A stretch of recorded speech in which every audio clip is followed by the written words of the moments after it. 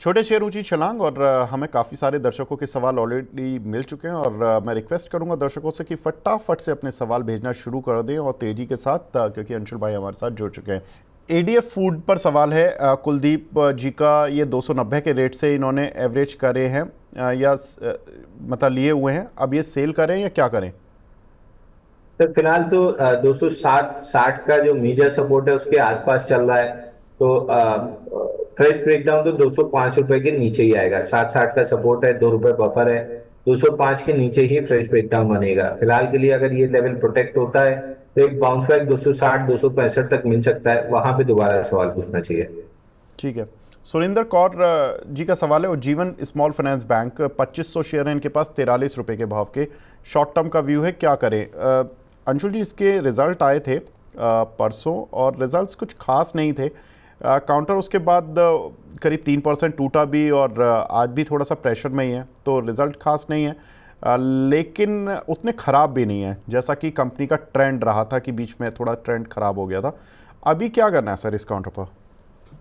तो देखिए, 60 रुपए से 31 रुपए की बात कर रहे थे, 31 आ गया। वहां पे 4 बार बॉटम बना के नेकलाइन 40 रुपए पे तोड़ा है। पिछले 2 दिन में उसी नेकलाइन को ऑलमोस्ट रीटेस्ट किया है। तो यहाँ से हायर प्रोबेबिलिटी, हायर ऑड्स है कि 47 रुपीज तक ये काउंटर जा सकता है। तो 47 रुपए तक के लिए तो कम से कम रुकना चाहिए। वहां पे दोबारा सवाल पूछ लें। पूरी फॉल का 50% रिट्रेसमेंट 47 है। अगर होल्ड किया तो अपसाइड एक्सटेंड करेगी। ठीक है, आगे बढ़ते हैं। अगला सवाल है डॉक्टर अग्रवाल आए। इसको 397 रुपये पर लिया हुआ है विशाल शर्मा जी ने। एवरेज करें या क्या करें सर? सर अगेन देखिए, आईपीओ के बाद से अच्छी रैली बनी थी। लिस्टिंग आई थी 400 पे, 460 तक गया था। वहां से जब बी फैप टूटा और अगेन वही चीज बार बार मैं रिपीट करता हूँ, पॉजिटिव लिस्टिंग को 3 से 5 दिन में बेच दीजिए। उसके बाद बेस बनने दीजिए। बेस बनाने की जगह इसमें 456 पे डबल टॉप बनाया है। आईपीओ लो और डबल टॉप की नेकलाइन 377 और 370, ये जोन तोड़ के नीचे चल रहा है। देखिए वर्टिकली ड्रॉप है, मंथली चार्ट पे देखेंगे, डेली पे वर्टिकल ड्रॉप है। और ये वर्टिकल ड्रॉप अगेन मैं टारगेट या लेवल्स इसलिए नहीं बोलता हूँ क्योंकि फिर दिक्कत होने लगती है। बट आप पुराने आईपीओ देख लीजिए, जिनने भी आईपीओ लो तोड़े हैं, लगभग 30-40% तो आईपीओ लो से टूटे ही है। तो अगर ये भी वही ट्रेंड फॉलो करता है तो आप पकड़ लीजिए कि 140 रुपए नहीं, 200 रुपए तक का टारगेट तो आराम से खुल जाता है। तो आईपीओ लो टूट रहा है, ये बहुत खराब चीज हो रही है इसके साथ। ठीक है। मयंक कतपालिया जी हैं, बोल रहे हैं सर आज मेरा सवाल ले लीजिए, रेगुलर व्यूअर हूँ। Anshul Jain sir, market 900 point ऊपर जा रही है पर टाटा स्टील केवल 1 से 2 रुपए की ही चल पाया है। रिलेटिव स्ट्रेंथ काफ़ी कम है इस काउंटर की 1 महीने से। क्या टारगेट रखें सर इसका? तो टाटा स्टील तो ट्रेडिंग के लिए था भी नहीं। टाटा स्टील में तो हम नए हाई के लिए प्ले कर रहे हैं। तो ये छोटे छोटे स्टॉक्स के लिए अगर प्ले करेंगे तो दिक्कत में रहेंगे। फिलहाल 152 रुपए आते हुए दिख रहा है। But मेरी जो होल्डिंग है, मैं तो ऑल टाइम हाई के लिए प्ले कर रहा हूँ। ठीक है। राधिका राठी जी पूछेंगे बजाज फाइनेंस 2200 रुपये। I have Bajaj finance at the rate of 2200। I want to buy more. Wow. If I buy at present level my average will go to 7700। Please suggest. Anshul sir से ही जानना है। अंशुल भाई, 2200 रुपये के लिए हुए हैं बजाज फाइनेंस, तो प्रॉफिट तो अच्छा खासा आ रहा है। अब अगर खरीदेंगी तो 7700 की एवरेज हो जाएगी, तो क्या करें?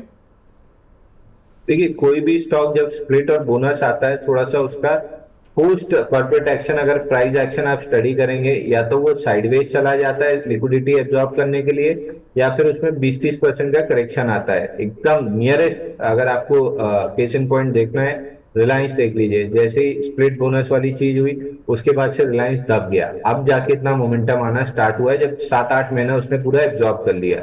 तो अभी स्प्लिट बोनस दोनों सर पे खड़ा है। एक शेयर के 8 शेयर होने हैं। तो इतनी लिक्विडिटी मार्केट में बढ़ेगी। मार्केट कैप में कोई अंतर नहीं आएगा, but liquid number of shares, तो वो लिक्विडिटी इतनी बढ़ जाएगी कि एब्जॉर्ब करने में कम से कम 7-8 महीने लगने चाहिए। तो पैटर्न का बहुत अच्छा ब्रेकआउट था 7950 पे। 12000 तक का टारगेट था, बट अब थोड़ा सा ये दबता हुआ दिख सकता है काउंटर आपको। कुछ सुपर चैट मिल रही हैं। जी सिंह के नाम से एक आईडी बना हुआ है, ये पूछ रहे हैं कि सर एचसीसी होल्ड करूं लॉन्ग टर्म के लिए या सेल करना पड़ेगा? तो देखिए, HCC अगेन, मेरे को बहुत ज्यादा कोई उम्मीद नहीं है। मैं बाइंग क्लाइमेक्स जब हुआ था इसमें 73-74 पे 37 रुपए तक की डाउन साइड मान रहा था। ऑलमोस्ट 37.49 की डाउन मूव थी, लो बना है 38 रुपए 50 पैसे से रह गया। बाउंस बैक में मार्केट कहाँ से कहाँ आ गया, ये अपना लास्ट लोअर हाई था 50 रुपए 60 पैसे, उसको भी नहीं निकाल पा रहा है। तो कभी कदार जाके 50 रुपए 60 पैसा निकला तो 58 तक काउंटर आ सकता है। एक्सपेक्टेशन बहुत कम है, sideways to downward price action ज्यादा रहेगा, तो ये वो काउंटर ही नहीं है जो शॉर्ट टर्म या लॉन्ग टर्म की वॉच लिस्ट में होना चाहिए। एक दर्शक हैं पुनीत शर्मा जी, ये पूछ रहे हैं JSW infra not fall much and not crossing 330 from year. Anshul भाई, ये JSW इंफ्रा वैसे तो बात हो गई है, लेकिन इस पर काफ़ी सवाल आ रहे हैं। पुनीत शर्मा जी भी पूछ रहे हैं 330 पार कब करे, मतलब है चांसेस कि जल्दी कर लेगा पार 330? प्रॉब्लम JSW इंफ्रा में नहीं है, प्रॉब्लम आपकी एक्सपेक्टेशन में है। आपको चाहिए एकदम वो बोइंग वाला रॉकेट, वो इतनी जल्दी बनता नहीं है। नीचे लोअर लेवल जब 228 का मेजर सपोर्ट टेस्ट हुआ, वहां से केवल 27 दिन में 49.79% की रैली थी। 27 दिन में 50% चल गया। तो अब वो अपने डाइजेस्ट करेगा ना, जो चीज, जो खाना 3 दिन का खाना था वो एक ही मील में खा लिया है, तो अब उतना डाइजेशन होगा, सुस्त पड़ा रहेगा। उसके बाद फिर जब खाना डाइजेस्ट हो जाएगा तब चलेगा। तो अभी तो डाइजेशन फेज स्टार्ट हुआ है, तो हो सकता है ये डाइजेशन फेज और यहाँ से 7-8 हफ्ते निकल जाए। तो प्रॉब्लम JSW इंफ्रा में कहीं से नहीं है। वो 228 से अपना पहला टारगेट जो स्विंग हाई था 320 का कर चुका है। डाइजेस्ट करके साइडवेज बेस बना के नेक्स्ट लेग में 360 रुपए भी निकाल देगा। अपनी पहले एक्सपेक्टेशन को सही कर लीजिए। ये बड़े मार्केट कैप का 15,500 करोड़ के मार्केट कैप का स्टॉक है। एक राउंड 50% चलने के बाद 4-6 महीना भी कंसोलिडेट कर ले तो कोई बहुत सरप्राइज नहीं होता है। ठीक है। इरकॉन 225 रुपये के लिए हुए हैं नितिन देशवाल जी ने, कुछ पुल बैक मिल सकता है क्या सर? सर एक बार स्टॉक का नाम रिपीट। इरकॉन 225 के लिए हुए हैं। सर देखिए, इरकॉन में भी अगर आप देखेंगे तो मंथली चार्ट पे 8 महीने में 62% गिरा है, और गिरावट के बाद थर्ड मंथ है जहां पे साइडवेज ही है। 174 का जो लास्ट स्विंग आई था वो ही क्रॉस नहीं हो पा रहा है। 174 138 की रेंज बनी हुई है। बहुत खींच के अगर 174 निकाल लिया तो 211 जा सकता है, बट जिस हिसाब से मार्केट में मूव आई, इसमें नहीं आई। करेक्शन में ये स्टॉक अगर 125 के लेवल टेस्ट कर लेता है तो मेरे को बहुत सरप्राइज नहीं होगा। अब इतना नीचे ये एग्जिट कर नहीं पाएंगे, मेरे एग्जिट बोलने का कोई मतलब नहीं है, तो एक बार होल्ड ही करना चाहिए। जब ऊपर में 174 निकलता है तो थोड़ा बहुत एवरेज कर सकते हैं 211 तक के लिए। ठीक है। एक और सुपर चैट मिली है GPPL, ये 400 शेयर हैं 190 के रेट के। इन्वर्ट लॉजिक के नाम से एक आईडी बना हुआ है, उन्होंने पूछा है सर 190 के रेट के GPPL लिए हुए हैं, क्या करें? एवरेज कर सकते हैं क्या? बिल्कुल नहीं सर, 108 रुपए 90 पैसे तो फिलहाल आते हुए दिख रहा है। 240 पे बाइंग क्लाइमैक्स हुआ है। इसके लिक्विडेशन का पहला टारगेट 108 रुपए 90 पैसे है, वो अभी कंप्लीट नहीं हुआ है। वो कंप्लीट होने के बाद किसी तरह की कोई बाउंस बैक अगर बननी होगी तो बनेगी। ठीक है। इस समय हमें 1500 से ज़्यादा लोग देख रहे हैं, और अभी मैं बोलूँगा कि जल्दी से अपने सवाल भेज दीजिए। अंशुल भाई हमारे साथ हैं। जुपिटर वैगन, इन्हीं का सवाल है सर इन्वर्ट लॉजिक का, कि 479 रुपये के 479 के लिए हुए इन्होंने 400 शेयर, इसको एवरेज कर लें क्या? 356 की रेंज पे चल रहा है। 354 के ऊपर बड़े वॉल्यूम से क्रॉस किया था, लेकिन अगेन फॉलो थ्रू मूव नहीं आई। इसको ऑलरेडी अप्रैल फर्स्ट वीक में ही 445 कर लेना चाहिए था, जितने वॉल्यूम और जिस स्ट्रक्चर से इसने 354 निकाला। अब वही बात है कि ट्रेन सुबह 8 बजे आनी थी, अब रात के 8 बज गए हैं, और एक आध घंटा मतलब देख लीजिए फिर घर जाइए। तो इसमें भी वही है, एक आध हफ्ता और देख लीजिए। अगर नहीं चला और गलती से भी 350 के नीचे क्लोज कर दिया तो इमीडिएटली एग्जिट करना है। अगर एक आध हफ्ते में चलना है तो ये एटलीस्ट मोमेंटम शो करने लगेगा कि ऊपर जाने का इंटेंशन दिखने लगेगा, और अगर दिखता है तो 445 का टारगेट खुलेगा। फिलहाल तो गाड़ी बहुत लेट है और लग ही नहीं रहा कि ये आएगी भी। मोस्ट लाइकली ट्रेन कैंसिल हो सकती है। अगर होती है तो 299 का टारगेट वापस मिल जाएगा। ठीक है। एक हमारे दर्शक हैं शाहजी चौधरी, ये पूछ रहे हैं आरती इंडस्ट्रीज 435 रुपये के लिए हुए हैं सर, क्या करें इसमें? तो रिवर्सल आया है, last swing high, last high before the sale जो था वो वीकली पे था 414.40, उसको निकाल के उसके ऊपर सस्टेन कर रहा है। ये पिछले 7-8 दिन की पुल बैक है, एकदम शैलो वॉल्यूम्स पे है। 10, 20, 50 एक दूसरे के ऊपर आ गए, तो यहां से जनरली ऐसा जब पैटर्न बनता है तो अगला जो डेली का स्विंग हाई होता है वो टारगेट होता है, वो है 477 रुपए 75 पैसे पे। बाउंस बैक प्ले करने लायक स्टॉक दिख रहा है, बट बाउंस बैक आप अगर 100 क्वांटिटी नॉर्मली ट्रेड करते हैं तो 10 ही से ट्रेड करना चाहिए, यानी लेस देन 10% क्वांटिटी से 426 के अराउंड एक बार बाइंग देख सकते हैं। ऊपर में 477 आते हुए दिख रहा है। अगेन रिपीट कर रहा हूँ, बाउंस बैक प्ले है, यानी आप वीकनेस बाई कर रहे हैं तो बहुत छोटी क्वांटिटी में कीजिएगा। ठीक है, आगे बढ़ते हैं। एक दर्शक हैं सुभाष जी, इन्होंने पूछा है सर बायोकॉन 383 रुपए के लिए हुए हैं, 1 साल का विजन है, क्या करना है?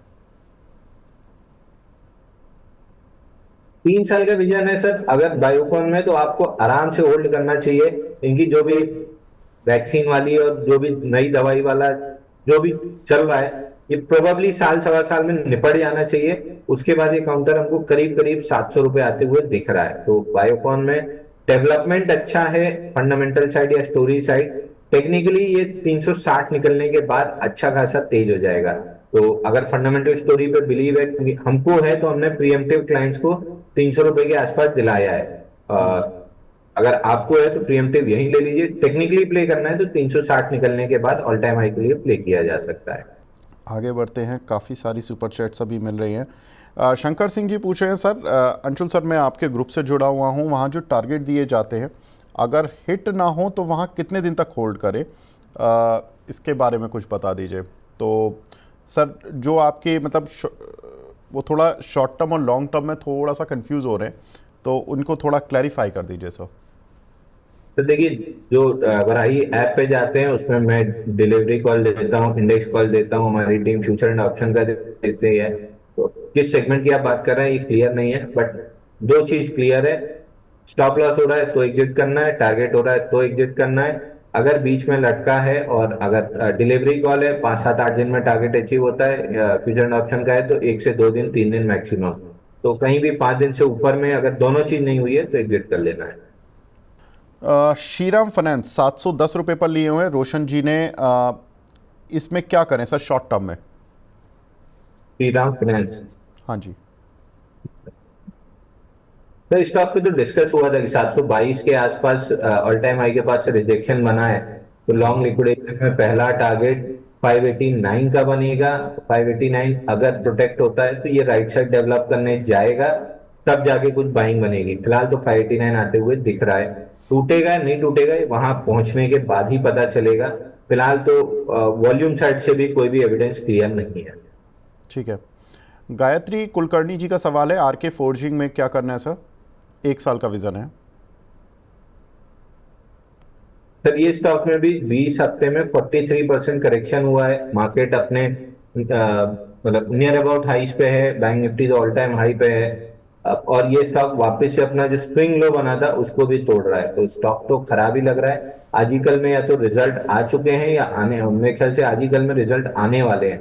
अगर इसी तरीके से खराब आते हैं तो वीकली पे अगला जो स्विंग लो है बहुत नीचे है, 434 रुपए पे ये लेवल टेस्ट हो सकता है। स्टॉक एक्सट्रीमली एक्सट्रीमली वीक है।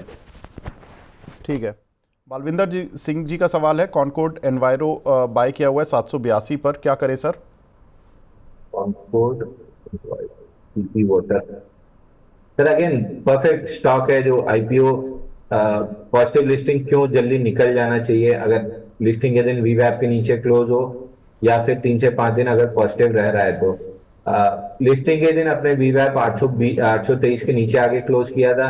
अगले दिन तो वर्टिकल ड्रॉप थी 751 तक। तो स्टॉक आपके पोर्टफोलियो में फर्स्ट डे से ही नहीं होना चाहिए, अगर है तो सेकंड डे में तो क्लियरली एग्जिट था। वहां से एग्जिट कर लिए होते तो डाउन मूव आपको 417 तक मिली। उसके बाद बेस बन रहा है, 50 डे मूविंग एवरेज रिजेक्ट हो रहा है। अगर किसी तरीके की भी अपसाइड बनानी है तो 558 निकालना बहुत जरूरी है। फिलहाल कोई भी एविडेंस नहीं है कि निकाल सकता है। अगर निकालते निकालते कोई एविडेंस बना दे तो 558 के ऊपर बाई बनेगा। फिलहाल 558 440 की रेंज में एक साइडवेज रेंज बनती हुई दिख रही है। ठीक है। एक हमारे दर्शक हैं सुमीर जी, ये बोल रहे हैं भारतीय हेक्सा आईपीओ के हैं, प्लीज़ सजेस्ट करें। सर इन्हें तो अच्छा खासा प्रॉफिट मिल रहा है क्योंकि आईपीओ पर 570 रुपये का इशू प्राइस था, अभी शेयर 1600 की रेंज में चल रहा है, क्या करें सर? तो देखिए परफेक्ट स्टॉक है जिसको आपको स्टडी करना चाहिए। आईपीओ बेस कैसे बनते हैं और ब्रेकआउट आते हैं। पहले 4 दिन में बढ़िया रैली थी इसके आईपीओ के बाद, फिर 24 दिन का कप एंडल पैटर्न बना के 1013 पे ब्रेकआउट दिया, 1350 गया, 1350 से नीचे आया 1038 तक, लेकिन पूरे में पैटर्न राउंडिंग बॉटम बनाया 55 दिन का, फिर 1350 का ब्रेकआउट दिया, 1580 तक गया, 1580 जाने के बाद पूरा बड़ा बेस बना है 136 दिन का, जिसका अभी फ्रेश ब्रेकआउट है 1570 पे, रीटेस्ट भी कर लिया और वापस से फ्रेश अप मूव आ रही है। अगर ये 1703 1705 रिजेक्ट नहीं करता है, फिलहाल कल भी किया है आज भी कर रहा है, इसके ऊपर जब भी क्लोजिंग दे देगा 1705 राउंड फिगर पकड़ लीजिए, अगर 1705 के ऊपर यहां से फॉलो थ्रू बाइंग आती है तो काउंटर कहीं भी 900 रुपए तक जा सकता है। तीसरी चीज याद रखिए, थर्ड बेस के बाद फेलियर रेट बढ़ता है, ये थर्ड बेस से ब्रेकआउट दिया है तो अब आपके लिए ये एग्रेसिव ट्रेड होगा, तो स्टॉप लॉस बहुत टाइटली आपको लेना है, स्विंग लो 1560 का और टारगेट लगाना है 1950। यहां से 2-3 दिन देख लीजिए, 1705 के ऊपर क्लोजिंग मैंडेटरी है। ठीक है। जुनेद दोसानी जी का सुपर चैट पर सवाल है, सर बेयर क्रॉप साइंस, इन्होंने 4900 रुपये के कुछ शेयर लिए हुए हैं, क्या करें? BAYTR बेयर स्टॉक, सर ये भी वो परफेक्ट स्टॉक है कि फील्ड ब्रेकआउट क्यों नहीं ट्रेड करने चाहिए। जैसे भी भारतीय 117 पे बना रहा है, फिलहाल तो फील्ड ब्रेकआउट ही है, अगर 1-2 दिन में क्लोज करता है तो कंफर्म हो जाएगा कि ऊपर जा रहा है। इस स्टॉक ने बड़ा बेस बनाया था जिसका ब्रेकआउट 6000 पे आया था, वर्टिकली फेल किया है ये जुलाई अगस्त वाले टाइम में 2024 में। लॉन्ग लिक्विडेशन का पहला टारगेट था 4787, तोड़ के उसके नीचे बहुत समय से चल रहा है, ऑलमोस्ट 10-12 हफ्ते हो गए हैं। नीचे से एक बार बाउंस बैक और थोड़ा सा क्यूमुलेटिव वॉल्यूम दिख रहा है, 5040 तक ये काउंटर बाउंस बैक कर लेगा। 5040 निकलता है तो फिर बाउंस बैक एक्सटेंड करेगा 5700 तक, तो यहां से 5040 आ रहा है, वहां पे दोबारा सवाल पूछिएगा। ठीक है। रहमत जी पूछे, सर मदास फर्टिलाइज़र 110 रुपये के लिए हैं, एवरेज कर सकते हैं क्या? बिल्कुल सर, बिफोर लास्ट वीक से मैं कहते आ रहा हूँ कि इन सारे लीडर चंबल तो चलता ही जा रहा है, जो 540 का हमने ब्रेकआउट बात की थी, 700 का टारगेट वो ऑलमोस्ट आ गया है, बट सारे बाकी सारे स्टॉक्स में नीचे से बहुत अच्छा वॉल्यूम एक्यूमुलेट हुआ है। 3 स्टॉक का नाम मैं आपको ले देता हूँ, 3 स्टॉक में इमीडिएट बाइंग पैटर्न नहीं है, लेकिन प्रीएम्प्टिव अगर किसी को बाई करना है तो अभी कर सकता है। पहला स्टॉक है पारादीप फॉस्फेट, बहुत बेहतरीन लग रहा है। दूसरा स्टॉक है आरसीएफ, एक्सट्रीमली गुड, नीचे से बड़े वॉल्यूम 500% वॉल्यूम के साथ रिवर्सल आया है। तीसरा है मद्रास फर्टिलाइजर, 350 380% की वॉल्यूम राइज से मूव स्टार्ट हुई है। तीनों काउंटर आरसीएफ और मद्रास अब अपने 10 20 50 डे पे आके रेस्ट कर रहे हैं। यहां से 2-3 दिन में अगर मोमेंटम बनना स्टार्ट होता है, 15-20% की रैली बहुत आराम से दोनों काउंटर दे देंगे, तो मेरी एक्टिव वॉच लिस्ट में है। आरसीएफ आज हमने बाई भी दिया है, प्रीएम्प्टिव बाई दिया है अपने क्लाइंट को, तो ये दोनों स्टॉक में 15-20% की मूव आती हुई दिख रही है। ठीक है। सर आपने 3 काउंटर बताए, पारादीप फॉस्फेट, मद्रास फर्टिलाइज़र और तीसरा कौन सा बताया सर? राष्ट्रीय केमिकल एंड आरसीएफ। फर्टिलाइजर। अगर इनमें कोई पैसा डालना हो इस अनसर्टेन मार्केट में, जहाँ पर कि थोड़ा जियोपॉलिटिकल रिस्क पे खड़ा हुआ है और वीकेंड पर हम जा रहे हैं जहाँ पर कि कुछ भी हो सकता है, अगर किसी के पास 5 लाख रुपए हैं, उसका कितना परसेंट हिस्सा वो इन तीनों शेयरों में डाले? सर मार्केट के इस जंक्शन पे मैं 5 लाख रुपए में से एटलीस्ट 80% तो कैश होल्ड करूंगा डिप के लिए, 20% डिप करूंगा। उस 20% यानी 1 लाख रुपए में से मैं 30-40-50 हजार रुपए आरसीएफ में, पर्सनली मैं आरसीएफ में डालना पसंद करूंगा, क्योंकि मेरे को स्टॉक वही सबसे अच्छा लग रहा है। बाई कॉल भी दिया है, जो हमारा ट्रेडिंग ऐप है शिवर आई, उस पर बाइंग भी दिया है सुबह। कितने में दिया था आरसीएफ? अच्छा आरसीएफ अब हाँ यहाँ से चेक में 136 137 की जोन में बाई कर सकते हैं प्रीएम्प्टिव। बहुत छोटा सा स्टॉप लॉस बनेगा 130 रुपए का। और ऊपर में जो टारगेट बनना चाहिए वो बनना चाहिए 161.50 का। तो मेरे को ये मूव आते हुए दिख रहा है, बट ये काउंटर उसी को लेना है जो 6 रुपए की रिस्क ले सके और स्टॉप लॉस पे अपना लॉस बुक कर सके। अगर आप ऐसा नहीं कर सकते हैं तो ये वीकनेस वाला प्ले है जिसमें रिवर्सल बन रहा है, तो आप अवॉइड कर दीजिए। अगर ये 6 रुपए का स्टॉप लॉस लगा सकते हैं तो ही लीजिएगा, 161 रुपए मिल सकता है। मतलब 1 लाख रुपए, 5 लाख जिसके पास पड़े, 1 लाख रुपए लगाए वो आज, और 1 लाख रुपए में भी आरसीएफ में लगाए 50,000। अब बाकी जो 50,000 हैं वो मद्रास फर्टिलाइजर और दूसरे वाले में लगा दे। आ, पारादीप अभी नहीं बनता सर, पारादीप में तो क्रिटिकल मूव है, अब थोड़ी सी प्रॉफिट बुकिंग कंसोलिडेशन के बाद बनेगा, वो एक्टिव वॉच लिस्ट में है। बट हाँ, मद्रास फर्टिलाइजर में भी 3-4% का स्टॉप लॉस लगा के ले सकते हैं। गया तो 2-2.5 हजार, मिला तो करीब करीब 10,000 रुपए, तो उस हिसाब से रिस्क रिवॉर्ड बहुत अच्छा मैच करता है। ठीक है, तो ये 2 शेयर अभी 1 लाख रुपए के लिए आप प्ले कर सकते हैं। अगर किसी के पास 5 लाख रुपए तो 20% पैसा वो इसमें इन दोनों शेयरों में लगा सकते हैं, 10-10% करके। चलिए आगे बढ़ते हैं। तेजस नेटवर्क कन्हैया कपूर जी का सवाल है, इसमें एवरेज कर सकते हैं क्या सर?